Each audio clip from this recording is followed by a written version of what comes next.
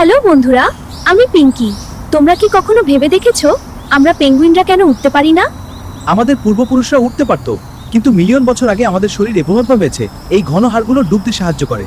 পানির নিচে আমরা বিদ্যুতের মতো দ্রুত আমাদের ফ্লিপার ব্যবহার করে আমরা ডলফিনের মতো সাঁতরাই, ঘন্টায় প্রায় ৩৫ কিলোমিটার বেগে। উড়ার চেয়ে মাছ ধরা আমাদের জন্য বেশি দরকারি।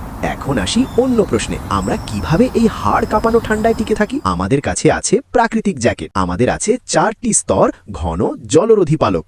এগুলো এমনভাবে সাজানো যে ঠান্ডা বাতাস বা পানি ভেতরে ঢুকতে পারে না। এরপর আছে চর্বির একটি পুরু স্তর, যাকে ব্লাবার বলে। এটা আমাদের শরীরের তাপ ধরে রাখে। পেঙ্গুইন যেন একটা ইনসুলেটেড কম্বল। যখন তাপমাত্রা খুব কমে যায়, আমরা একসাথে ভিড় করি। একে অপরের সাথে লেগে দাঁড়িয়ে আমরা একে অপরের শরীর থেকে তাপ নিই। একে আমরা হাডেল বলি। তাহলে দেখলে তো বন্ধুরা, উড়তে না পারলেও আমরা প্রকৃতির সাথে মানিয়ে নিয়েছি দারুণভাবে। আর ঠান্ডা, সেটা আমাদের কাছে কোনো ব্যাপারই না। আশা করি আমার গল্প তোমাদের ভালো লেগেছে। আবার দেখা হবে।